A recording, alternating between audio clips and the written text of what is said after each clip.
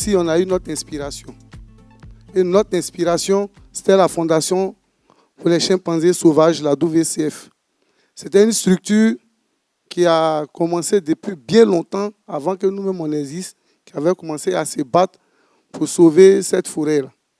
Et qui a été injustement accusée de beaucoup de choses. Et c'est de là même qu'est parti des gens qui sont venus de très loin pour venir sauver une forêt. Nous qui étions juste à côté de la forêt, et ça nous a fait prendre conscience. Et depuis là, cette organisation-là nous a formés, nous a encadrés pour qu'aujourd'hui, on soit à ce niveau-là. Vraiment, je ne pouvais pas prendre la parole sans les citer parce qu'aujourd'hui, leur nom rime un peu avec la forêt classée du Cavally.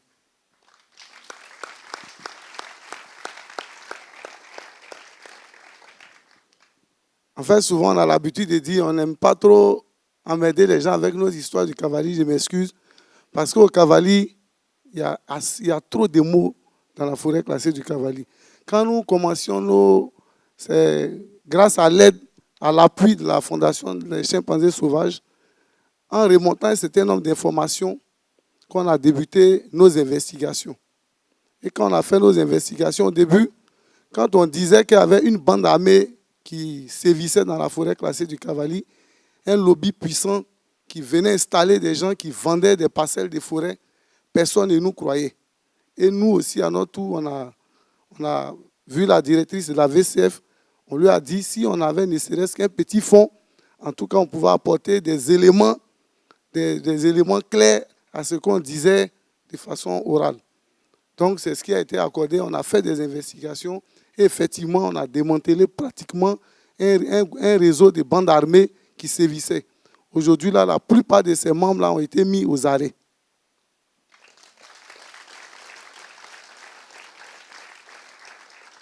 On a aussi touché des cas de corruption, en tout cas des cas de corruption. Et puis à ce niveau-là, je voudrais sincèrement dire merci à monsieur le ministre des Eaux et Forêts, qui est un monsieur pour nous qui est très engagé.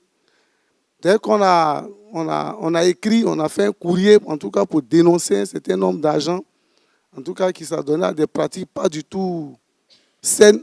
En tout cas, le ministre a réagi immédiatement et des sanctions ont été prises. Les inspecteurs généraux que le ministre a envoyés, ils ont vraiment félicité l'ONG NOFNA. Ils nous ont dit qu'on était une ONG vraiment sérieuse qui a donné des informations. Donc aujourd'hui, nous, à notre sens, pour sauver cette forêt-là, il faut que vraiment le ministre, nous prions pour que le ministre puisse prendre les choses en main. Parce que depuis 2013 jusqu'à maintenant, vraiment, il n'y a pas grand-chose. Je suis un peu déçu. Mais en tout cas, il n'y a pas grand-chose. Il n'y a pas eu de véritable impact avec tous ceux qui nous ont appuyés. La WCF a fait recours à Luis Marquez avec sa troupe de théâtre, en tout cas pour venir expliquer les difficultés, comment préserver le Cavally. En tout cas, on a fait des sensibilisations de proximité. Mais depuis là, c'est toujours compliqué. On a toujours besoin de soutien, on a toujours besoin de lobbying, on a toujours besoin de moyens pour continuer nos sensibilisations, continuer les investigations.